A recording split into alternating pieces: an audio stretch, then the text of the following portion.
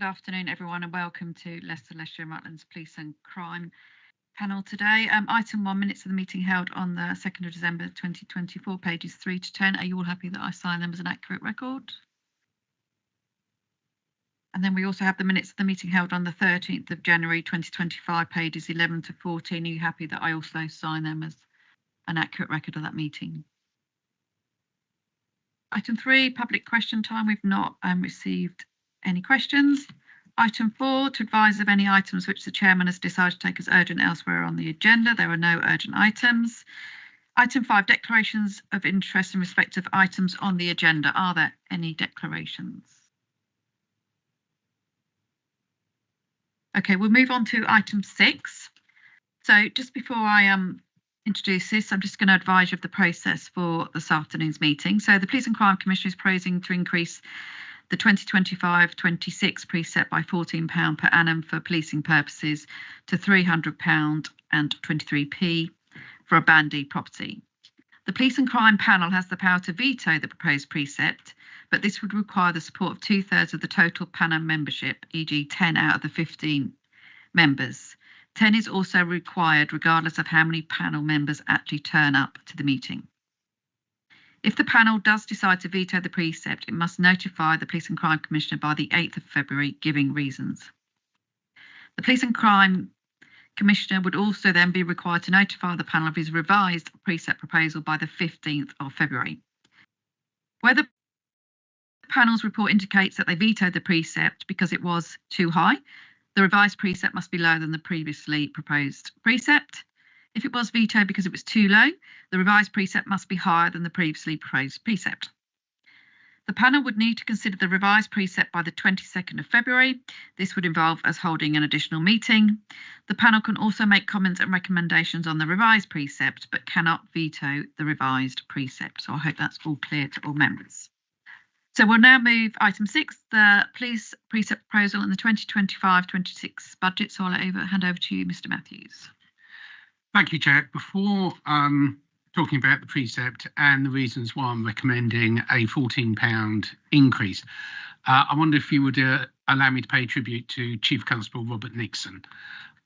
He's been Chief Constable now for a number of years, but this will be his last appearance at a Police and Crime panel unless the panel decides to veto the £14 increase, which obviously I hope you will not. I think Rob Nixon has been an exemplary Chief Constable. I don't think I've ever met anyone who knows more about policing than the gentleman sitting to my right. And I just wanted to take this opportunity as his last appearance in front of the panel to put on public record my appreciation of all the hard work he has done, his skills as a police officer, and of particular relevance to what we're doing today, the consummate way in which he is able to handle a budget, to make sure it is spent effectively and efficiently, keeping the people of Leicester, Leicestershire and Rutland as safe as it is possible to do, while at the same time managing to keep on good terms with all our partner organisations across the criminal justice system and, of course, the local authorities, which so many of you represent. So if I could just get that appreciation on record, Chair. Moving on to the precept itself, I think it's fair to say that the past 2 or 3 years have not been particularly easy for the Leicestershire OPCC, and of course with the police taking up such a large percentage of our expenditure for the police force as well. Overall, it has been necessary to make £14 million of savings, and again this year it has been necessary to make multi-million pound savings in order to try and get in on a budget which is functioning, even though I am recommending to this panel that we raise the precept by the maximum amount allowed by the government. Indeed, the government has made it clear that they expect us to increase precept on local taxpayers by the maximum amount in order to maintain our services, because the central government isn't going to be putting its hand in its pocket and doing the job for us. Mr. Nixon in a moment will be speaking to you about how he will be spending his share of the money. I wanted just to highlight, if I may, a couple of points on this. First is that the government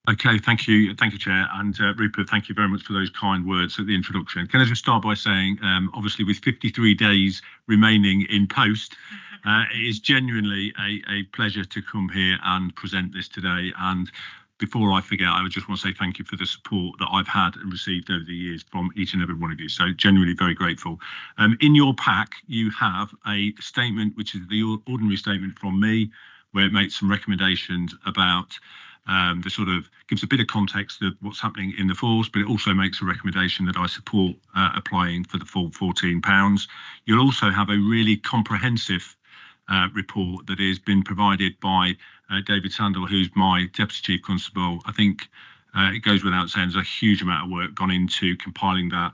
And I welcome the transparency that Rupert and the office have brought by sharing that report with you, because I think it really does set the context. I think, with your permission, Chair, my intention isn't to go through that report in detail. I'm going to assume that that's read.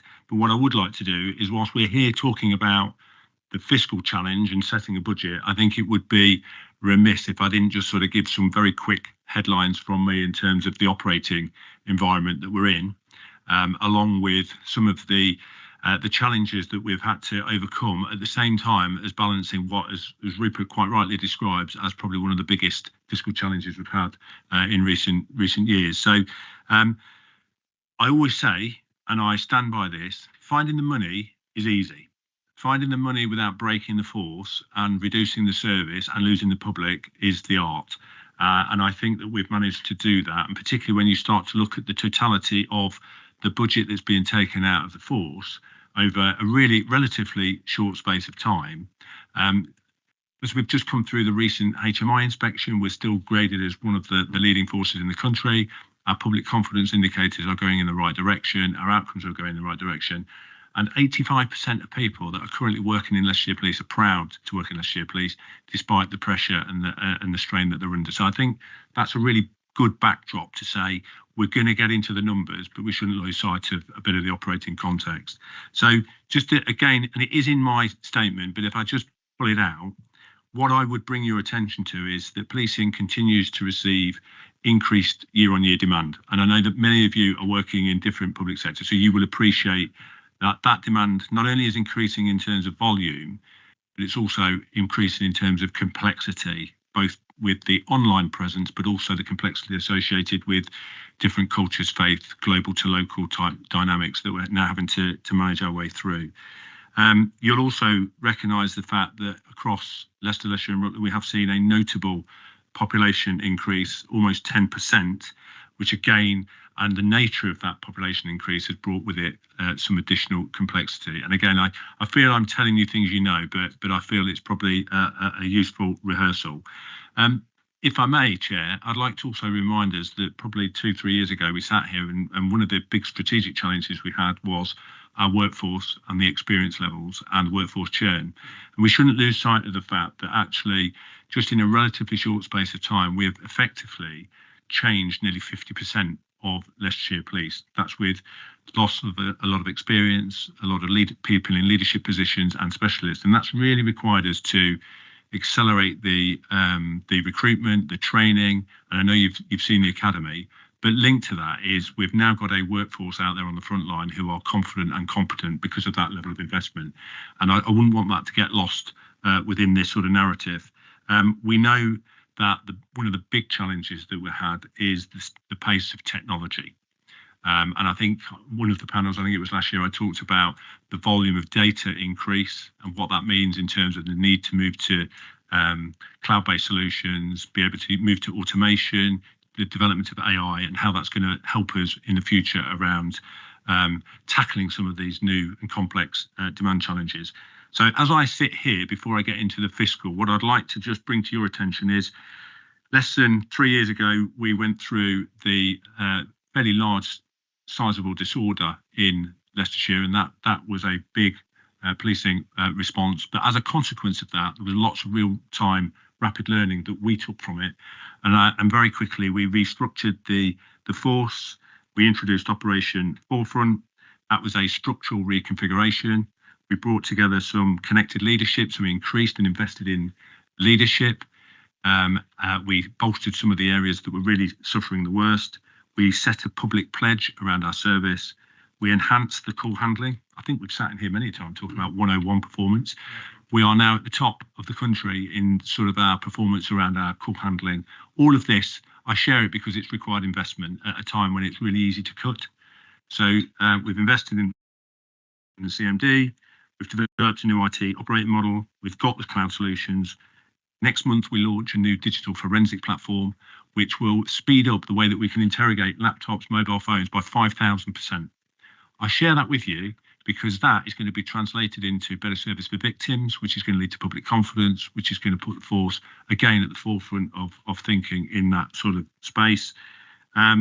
Prevention Directorate, which I have to say, I want to just acknowledge Claire, your team, and how it's worked really well with the force in developing and shaping that, because the Prevention Directorate is now a joint endeavour, and I think that's, again, we're not seeing that elsewhere in the country. So again, I just want to give credit to the level of thinking that's gone on in that space. We've delivered the pay review, and as I sit here, we have balanced what has been the challenging budget. Now, Rupert alluded to the fact this wasn't of our making. It was driven by the pay awards. It was driven by a funding formula which we've well rehearsed. We are disadvantaged by and inflation that has led to these gaps. And just to remind people, in the paper, you will see 22-23 pay award was a £1,900, 23-24 was a 7%, 24-25 was 4.75%. In all of those occasions, the full grant covering the pay was not passed on to the force. So they were part funded, which then led to a significant deficit. And over that period, that led to a 3.9 gap, an 8.6 gap, and then projecting forward to next year, a 9.3. And as we sit here, I'm really proud to say that the force have responded extremely well. We've closed the gap for 23-24. We've closed the gap and overachieved in 24-25. And the overachievement in 24-25 was deliberate, because what that's allowed us to do, and we spoke about it in June last year, that overachieving has allowed us to bolster our reserves and then have a sustainable approach to our call handling and some of the investment areas that I've talked about. So that's a long way of saying there's a lot been going on. I want to put on record my thanks, if I may, Chair, with your blessing, my thanks to my team, the tribute that I want to put to the Finance Department, who have worked incredibly hard with this. It's been a team effort across all of the senior and chief officers to pull this plan together. And not only have we got a plan to balance the books bar 1.1 million for next year, we have started to develop, and we will have by the end of March, a blueprint for where the force needs to be by 2030. That, I think, is an achievement. And, so I put it on record, my thanks. And I'll pause there. Thank you. I'm sure there'll be lots of questions. Just a few from me first before I open up to panel. Just want to say thank you for the reports and all what you've just highlighted, both yourself and Mr. Matthews. Really good reports, gave us lots of depth and really transparent about how you've come to the decisions that you've come to. So I thank you for that. Just a couple of points from me. I was, obviously really disappointed about, there was a pledge before the general election of freezing council tax. Well, obviously we're not in that situation or anywhere near it. And I think the really additional disappointment is the national insurance changes. You said you're short on what you were going to get for your directly employed staff. I know at the county council we're also short. We're not covered the national insurance. So it's a knock-on effect of everyone that's publicly funded about those national insurance increases that are really hard to cover. So point on that. Really concerning about the 3 million for the neighbourhood offices, but not guaranteed funding. So they're basically expecting you to employ people and then sack them in a year's time. Is basically so. I think that would be good once you get some more detail. But I guess you don't really know the detail as such yet about what that actually means. So that needs to come back to panel at some point, because that's a real huge risk about employing staff for a year, then obviously not having the funding to continue their employment. And just a bit on the XL bully dogs, I mean, that's a national problem, isn't it? I know we're having there, but I just wanted to check that the officer, I saw the video of the officer that was bitten by a dog, and I just wanted to wish that officer well and hope they're recovering well. So I just wanted to get that on record as well. I'll open up to panel now to take some questions, and then we'll go from there. Les. Thank you, Chair. It's not a question, it's absolutely observations. We are clearly in challenging financial times across all public funded authorities. But I would just pick out 3 points in the paper. One is 74%, I think it was, or 76% of survey respondents supported the £14 request. And then on the Chief's report, I think, for everything Mr. Nixon said, these 2 points, I think, are the relevant ones. The force is currently assessed by Her Majesty's Inspector of, all that lot, to be one of the most efficient in the country, and I'll leave that. And then the next paragraph is, an increase is therefore necessary and essential. In the Chief's opinion, the level of funding allocated does not meet the force's requirement. The approval of the full £14 Band D precept increase plays a significant role in minimising some, but not all, of the risks in the future. So I think those 3 bits kind of say everything that the panel needs to know. So thank you, Chair. Sarah? I've got questions rather than comments. It won't surprise you. So a few things. First of all, I did just want to take the opportunity to thank Rob for all his work, and I won't get another opportunity to do so, so I'm going to steal it now. And it's been a joy to work with you over many, many, many years, more years than I'm slightly worried about to count. So in that context, I'm going to ask you the first question, then I've got a couple of questions, either for the Commissioner or for the potentially for your office. So first of all, for the Chief Constable, have you felt supported through this budget process with the PCC, and has the working relationship been constructive? So that's a question for you. I'll ask all of mine at once, and then people can respond as and when they want to. So the second one I've got was, and it's 12.13 on the report. It was great to see you going through all the earmarked reserves. It's something we've done as ourselves as a local authority, as I'm sure everybody's doing. The process we've gone through, and it may be that you've gone through a different process, is basically saying, do we need this in the short-term future, short and relatively medium-term future, and can we justify retaining it as an earmarked reserve or not? And if it's not, then it gets stuck into the main pot. So the one I'd got a question mark over was the proceeds of economic crime one, which we're spending some of, but we're not spending the rest of. And I wondered what it was there for. So that was a fairly practical question rather than anything else. And the last one was in terms of the meeting we had last year. We obviously talked a lot, and I may have missed this at the beginning. Apologies, Chair, for me being late. I got caught in our office with a constituent. But last year we talked quite a lot about the picture for the funding of Leicestershire Police and the underfunding of Leicestershire Police more broadly, and opportunities for the Police and Crime Commissioner to speak to the appropriate minister and how that had gone. And if you covered it at the beginning, I do apologise, but I wondered if you'd secured a meeting on that this year. Thank you, Chair. You did miss the bit at the beginning for the last process, so you'll have to go back and listen to the recordings. Yeah, if you want to go first, yeah. Am I on? Firstly, Sarah, genuinely thank you for your support over the years. I mean, you and I go back many, many years, at least 2 decades, I think, of work, which is a little bit worrying. But I think your question was in terms of the budget build and then the support from the Commissioner. I think in terms of, if I talk about the budget build, I think this has been we've taken a different approach to it this year.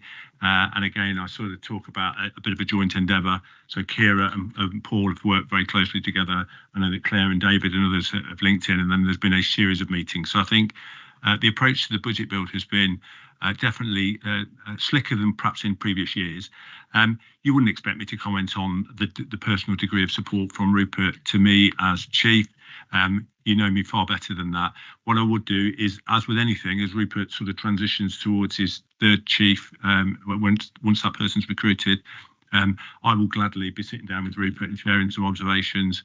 And again, if you've sparked a thought in my head about the role of the panel in ensuring that there is that balance of the Police and Crime Commissioner holding the chief to account, but also the balance of understanding, empathy and support. So I'll give that some reflection, but if it would help, I'll gladly share something outside the meeting.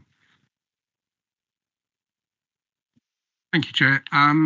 Well, yes, I did cover about the minister. So there was a meeting Monday, but you can go back and listen to it. As regards 12.13 proceeds of economic crime, Kira can put me right if I'm wrong, but we need to keep a balance to cover the cost for next year. Is that right? So we do review our reserves on an annual basis. So we continually refreshing our reserve strategy, and we look at what our reserves are there for and what the purpose of them are. For instance, like the economic crime one, over the MTFP, it will be reducing quite considerably because there is some we're using it to fund staff that would potentially bring in more funds through the proceeds of crime. So we look at how we can use that money to fund additional staff to be able to bring in more money. So it's kind of that's why we've got a reserve, but it is reducing because over the MTFP it will reduce down to just over £500,000. There is planned to be use of it. Sorry, can I just clarify? What is the purpose of the reserve? That's the bit I was unsure on. So what's it used for? What do you hold it back for in case of? Is that a better way of phrasing it to make sense? Sorry. Yeah. So what happens is, for proceeds of crimes, we when they seize money, it goes to through the court system. It takes quite a while for it to come back in. It could be several months, and the income fluctuates quite considerably. So some quarters will get quite a bit of money, some quarters we won't get as much money, because it depends how it's gone through the court system. So we've got a reserve there to help cushion some of that. And then we've also got to we employ, like say, staff that be able to help bring in some more funds, so to be able to get more income through the door and to be able to seize more money to produce more and more of the investigations. But most of it is to cushion through that kind of the fluctuations in the income. Sarah? I think it'd go amiss without me saying thanks to the chief, having worked with you for 20 years, I think, whilst I was in the police. So thank you for your service. It was a pleasure working with you. You have exceptional exacting standards, and all of us that worked for him were witness to that. He certainly kept us on our toes, and I think that was because of your commitment to the community and getting the best results for them. So thank you for that. I am disappointed in the pay award. You know, the challenge you faced this year. And I think we'll all continue to lobby that is covered. I note it was for a number of years, not just this year though, for a number of years. But I also want to highlight the point that we were presented as a panel with a report last year that over 40% of new recruits were leaving within a very short period of time. And we have either got to make the decision that we value officers and we reward them for their hard work and we cover those salaries and you are funded, or we accept that the police service is no longer a vocational career. And I would like to see a return to that vocational commitment to our community. So whilst I am disappointed, and certainly as a councillor from the current government, I will lobby on that behalf, I think we've got to value our officers. So thank you.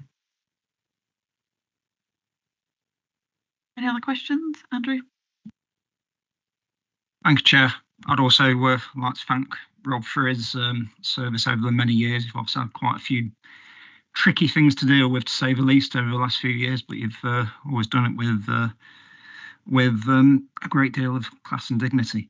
I would just get 6.9 with the AI. I was just wondering, could you expand a bit on sort of the investment that's going into AI and what we are expecting it to do in the future? Because obviously it's been talked about as being sort of transformational, but I'm just wondering what sort of opportunities that would offer for sort of efficiencies going forward. Yeah, I mean, probably if I can expand, because as we're retracting the organisation, we're very conscious that you can't just keep asking what's remaining to continue to work harder. So we're having to take out work that could be done in a different way. So we've started to use AI in a way. So a good example is we've brought in some software that looks at redaction. So when case files are being built for court, previously they would have to go through, they'd manually have to redact those case files for disclosure purposes. That's quite a big burden. We've brought in an AI solution that can then run across that, and it takes what would be 4 hours, it does it in best part of 15 minutes. So those sort of really practical applications, there's some trials going on at the moment in terms of up and down the country that we're sort of involved with, but then hopefully going to be bringing into force. Everything from triaging of threat and risk in the contact centre, right the way through to auto transcription of video imagery, so you can get it into transcripts. So at the moment, if it goes in as for a full transcript, often that requires some typing, taking AI, using that. So lots and lots of different elements of AI will start to come together. A good example also is in our major crime space, for example, if we have a homicide, historically we'd go out and collect lots and lots of video footage. Somebody would sit physically going through it. Now we've got the ability to look at it, put in some probes, and it will automatically look across all the different video footage, bring that together, and you can get straight to the hub of it a lot quicker. So it's taking technology and accelerating at pace how we get there. Good example is the digital forensic kiosk. I talked about the interrogation of a laptop 5,000 times quicker. Well, that's because it will literally take the whole contents of it, mirror it, and then put AI over it, depending on what we're looking for. So it can do all the searches on our behalf. So I think it creates a huge opportunity. But of course, the bit that I was alluding to earlier, you can only do that if you've got the right technological platforms in place to enable us to do it. So the first thing that we've been doing over the last couple of years is going from what is an on-site infrastructure to a hybrid, which is on-site for really secure data, in the cloud for stuff that we want to use. And we've now got a cloud technology strategy that we can use, and then we overlay AI into that space. So lots and lots of opportunities, and I think it's certainly something that we'll be looking to invest in over the next few years, I suspect.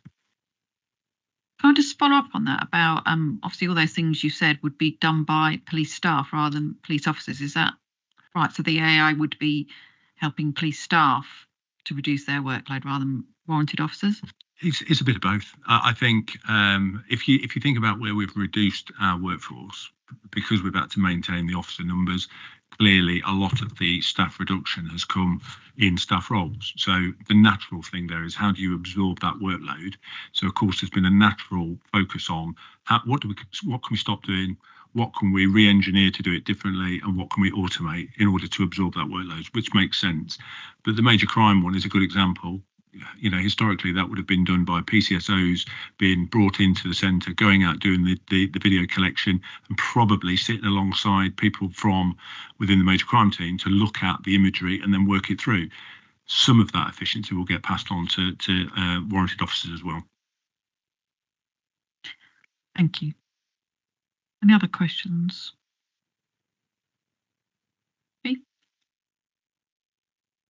Thank you, Rob. It's been a pleasure working with you over the time, and especially when you've come in a difficult time a few years ago, hit the ground running, and made a big difference to the force. It's an observation. It's one of the things that always said to me years ago was, do you salute the officer or do you salute the pips on the shoulder? You think, what does that mean? It's quite simple. If you salute the officer, it means that the officers now gain the total respect of the troops from which he is commanding. And in this case, that fits with yourself. I mean, talk to the officers on a regular basis. They call you chief. And what it sticks in my mind, we say, I call in the boss. And that is significant, because when you just call the inspector or the boss, it means, again, you've got commanded the respect of your troops. And that's all down to your leadership and challenging that. So thank you very much for that indeed. Again, if I may, just observation, it's quite disappointing that we go into the £14. I understand all the information that we've got here, why that's the case. But I think it's important also to remember it's much of the same, isn't it? The funding gaps and everything else, that's been going on for years. I remember when Lord Back was here saying, look, we've got to put the council tax up by an extra £12 because the pension shortfall and the reward, the pay award has not been paid for. And it's been going on right through from, we were talking about 2016 and so on. So it's not new, it's been continued, which is sad. I thought probably might have learned some lessons there. I think the important thing also to remember is that burden is now being more and more put on the local council taxpayer. Over the period, as it says here, which is significant numbers, this is over since 2016, 75.7% over a period has been levied to the local taxpayer, which the argument is I'm getting paying more for less, and you can't argue with that to a certain extent. But it's nothing to do with you; it's to do with politics. Crime doesn't discriminate, so we shouldn't be getting down that line at all. So again, I have to say I am disappointed that we're having to go to this stage. hopefully, Commissioner, you'll be looking at your involvement and your staff, which is, if you look at the figures, it's going up slightly. Yours is going down, so we need to balance that out somewhere, and I'm sure you'll do that in the future and come back to say this is how we can balance the books with regards to making sure that getting value for money from your department, as indeed from Rob's. And I'm disappointed that you're having to start looking at putting police forces. That is a shame, and that's something that we should be really taking on board. And whoever's responsible for it, they've got to be tackled in a way and make them feel guilty if that's possible. That the residents of this borough, or this council, or this area have been unfairly treated. So thank you for all your efforts anyway. Thanks for the time. It's just really following on from yourself about the taxpayer at the end is going to be obviously hit quite hard by and last year again there was an increase as well. I think again it'll come back to communicating with the taxpayer, the reasoning behind it. I'm sure you are going to do, but I know when I personally got a letter last year to say the council tax had gone up, did I fully understand? Would my counterparts understand as members of the community of the reasoning, what you've given such a detailed report of some of the challenges the force is facing, some of your departments facing? I guess the transparency has to be there amongst the community, because at the end of the day, it's hitting their pocket. And also at the end of the day, we're all, like you said, sorry, Les, just to point out that we're all struggling, but also the individuals in the community are struggling with just cost of living at the moment. So I know it's going to hit everyone's pocket. If I may, Chair, I'll just say, yes, we are going to be putting a leaflet out with the council tax, as we've done in previous years, so the public will get that.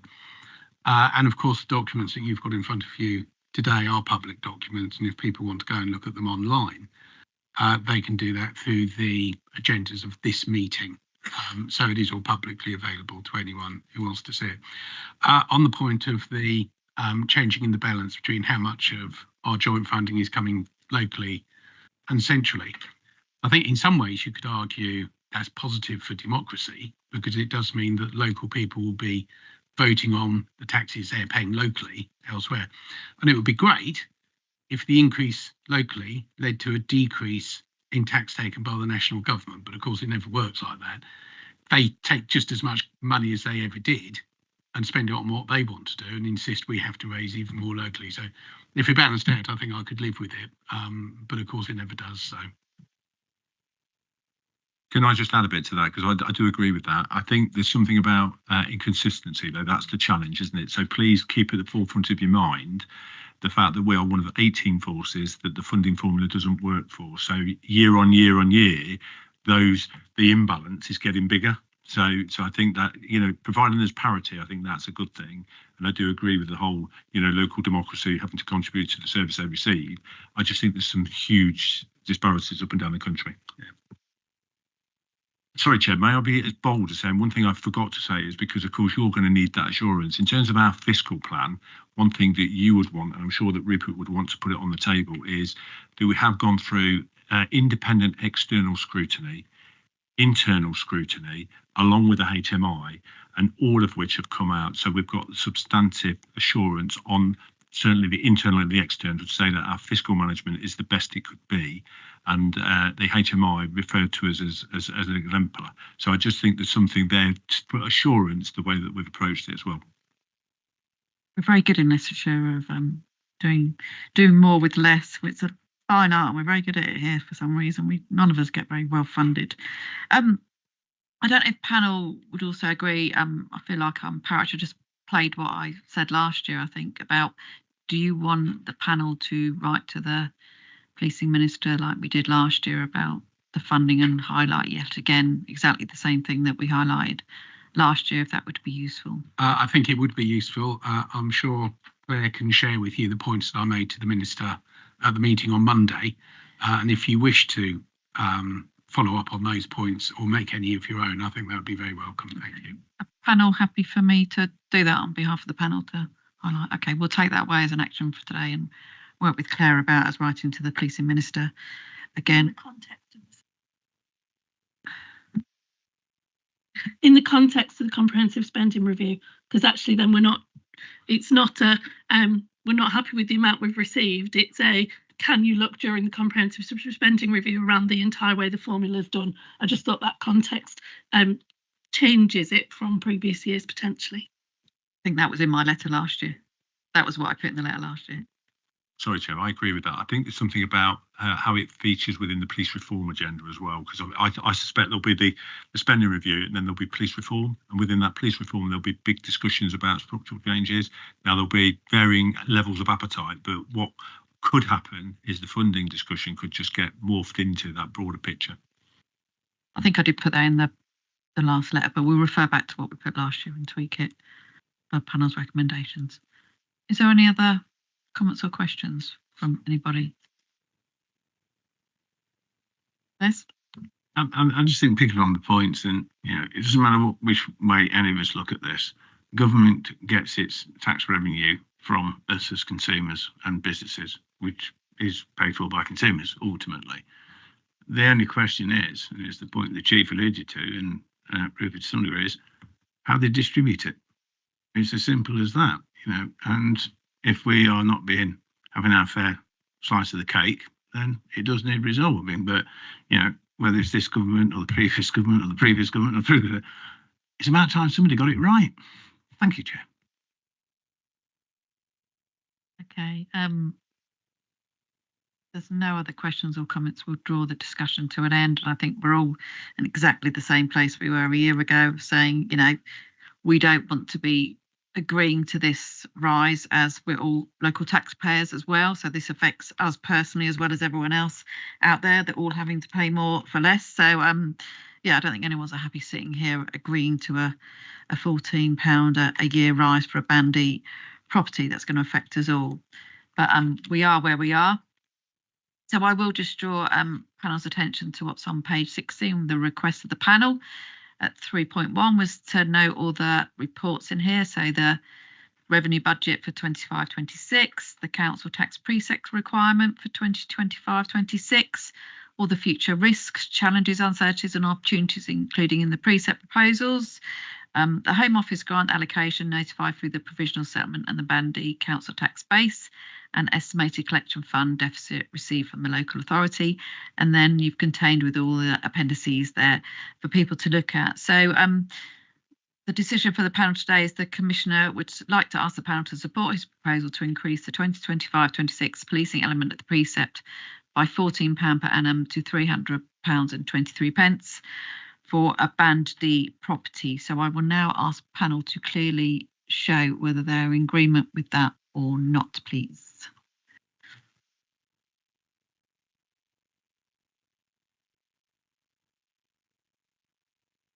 Anyone against? And one abstention. Okay. Thank you very much. That's approved. Are you staying for the rest of the meeting, Mr. Nixon? Well, I need to read my little bit of blurb out then before you run away then. Okay.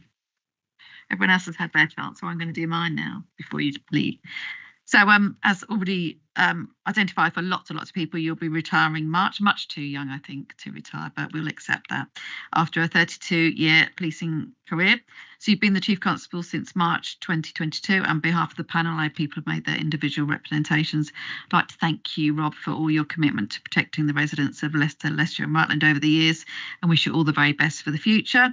So the Police and Crime Commissioner, Rupert, will be launching a campaign to find a new Chief Constable for Leicestershire Police over the coming months. And I've been advised until a new Chief Constable is appointed, the Deputy Chief Constable, David Sandell, will step up to perform the functions of the Chief Constable. And just from a personal note, thank you very much for your support that you've given me. Probably not as long as all the other, some of these people on the panel here, but I don't think that makes a difference. But you have been really supportive of all the work that I've done, and I hope I've been supportive for you as well in your role as you've moved forward to become Chief Constable. So we wish you all the best. I'm sure you won't disappear from our lives totally. You'll be popping up in another role somewhere very soon, I'm sure. But enjoy your retirement and taking a bit of a rest and de-stress a bit, I think. Lovely. Thank you very much, Chair. Thank you.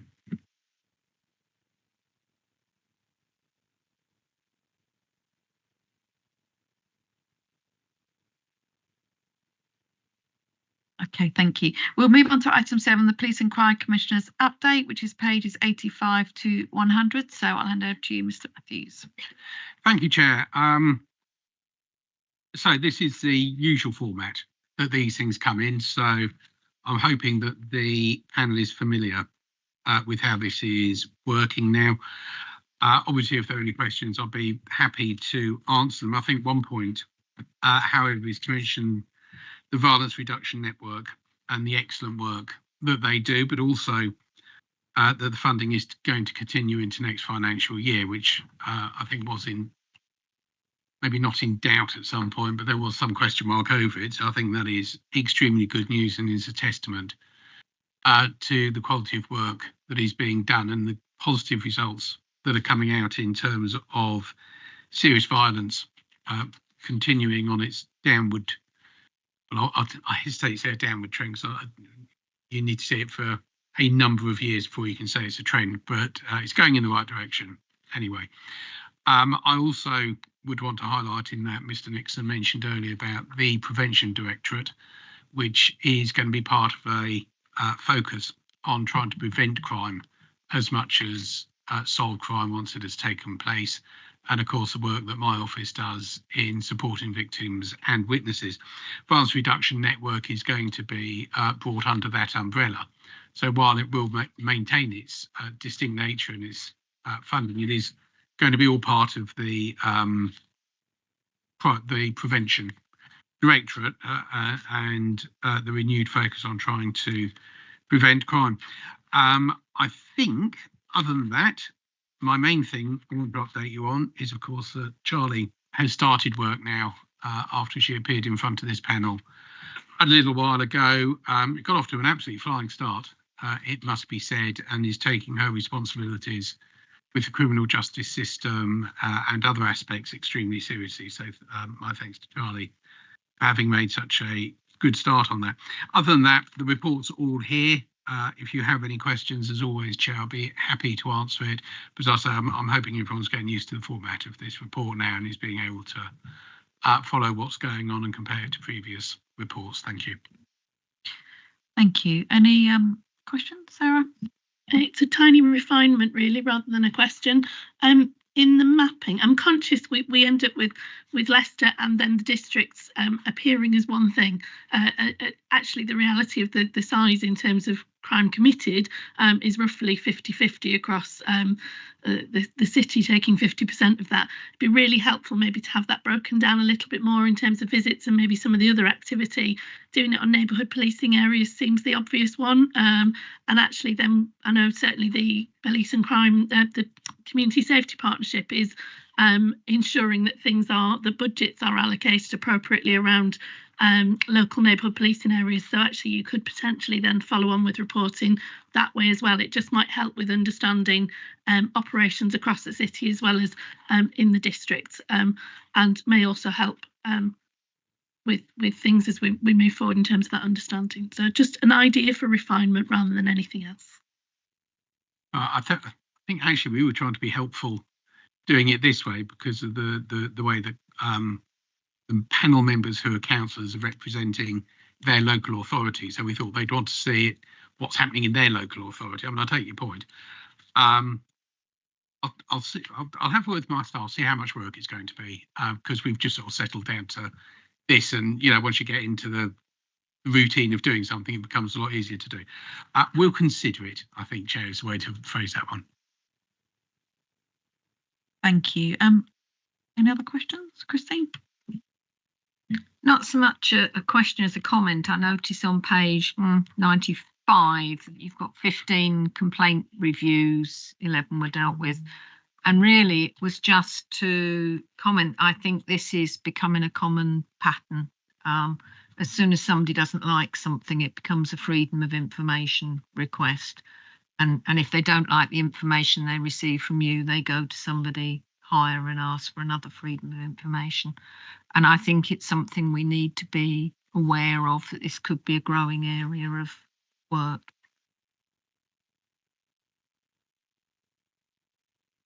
Yeah, I don't think I disagree with you. I think it's across the board for local authorities as well, isn't it? And some of them are malicious, to be honest, and not have no depth or truth to them. They just don't like something that they've read. So it does create more work for all of us, and obviously it comes through the panel and our legal reps here that have to deal with all these complaints that come through. So yeah, it does create more work, but you know, there's nothing we can do about people entitled to put in a complaint, and then we'll deal with it appropriately.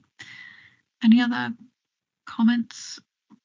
I did want to pick up, sorry, I've just lost the page now, I've just moved to that, but about the Safer Streets money and the stats there about how the crime had reduced in those areas. I think they're fantastic results, and just gives you a great insight as to where, if we do get any funding, this sort of stuff seems to work really, really well. And obviously for people in those areas, there's been a huge reduction in a lot of the crimes that really affect people in their communities. So yeah, I just wanted to say they were great to actually see those. And I know Kevin's put some comments in there as well, and also David Walker from Melton District Council has also put their comments forward as well. So I think that just needs highlighting about some great work there that's done and produced some great results. So I'm really pleased to see that. Any other comments on this? No? Okay, so we're all happy to note this update.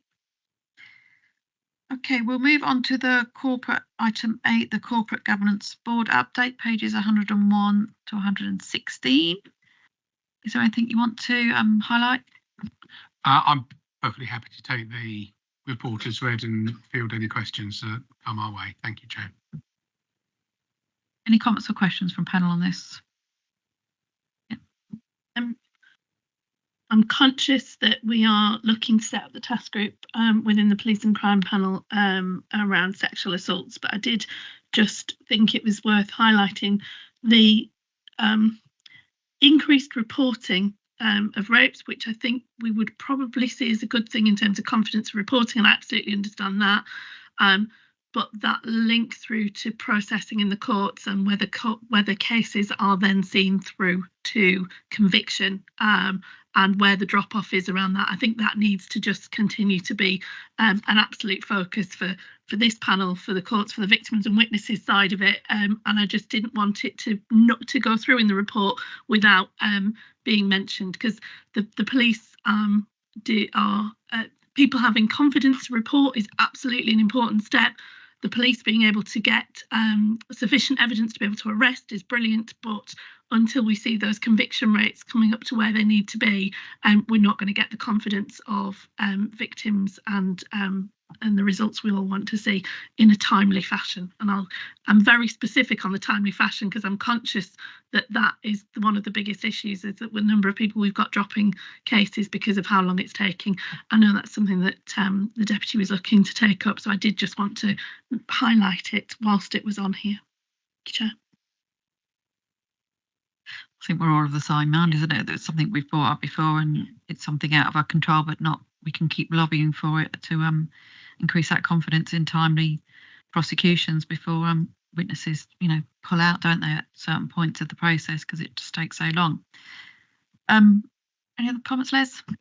I think, Chair, that's part of the reason we're able to look at this deeper as the panel, because there is a fundamental issue nationally that it's sub 9%, I think, that goes to conviction or court, and that's the point that we wanted to understand. Why is it so low? Because it means 90% aren't going, and that's a bit we need to understand as a panel. Whether we can change anything, I don't know, but I'm sure we were told last time round that you're looking at 0.5% between the West and the worst kind of thing. So it's a national issue, and we just need to understand why. So, thank you, Chair. Okay, other comments or questions on this item? No? Okay. So I just need to make you aware of an alteration on the agenda. So we'd got the date of the next meeting was printed on the agenda as the 23rd of March, but it is actually the 24th. So just make sure you correct that date, which I'm sure you've already realised, but just to make sure it's on the 24th of March next year. I just want to also say that this is Councillor Russell's last Police and Crime panel as well. So saying goodbye to 2 people today. So she's leaving her position of Deputy City Mayor, so obviously means she'll be stepping down from this panel. On behalf of the rest of the panel, I'd just like to thank you all for your hard work and your time on the panel. And it's been a pleasure working with you. We've worked a lot closer than just this panel with our other hats on as well. So we've been notified that Councillor Ellie Cutt-Kelvin will be joining the Police and Crime panel, taking Sarah's place on the next meeting on the 24th of March. So Ellie will be taking her place. So thank you, Sarah, for all your hard work as well. There's no other items that I've decided to take as urgent, so I'll call the meeting to an end. Thank you very much for everyone's attendance.